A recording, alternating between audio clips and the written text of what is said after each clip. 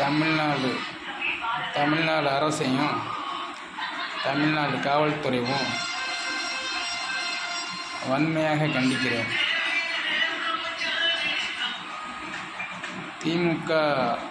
தமிழ்நாட்டில் திமுக எப்போயெல்லாம் ஆட்சிக்கு வருதோ அப்போயெல்லாம் இதே மாதிரி பிரச்சனை தான் நடக்குது.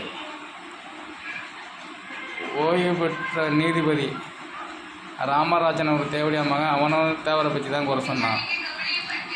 திருநெல்வேலியில் இந்த செந்தில் மல்லன் என்ற ஒரு தேவடியா பையனும் தேவரை தான் பேசினான். இப்போ அந்த வடிவேலு ராமனங்கரும் இந்த விபச்சாரி பிறந்தவனும் தேவரை தான் பேசுகிறான். தேவடியா மகளுக்கு பொழப்பு நடத்தணும்னா இவனால் போட்டி கொடுத்து பொழப்பு நடத்தணும்.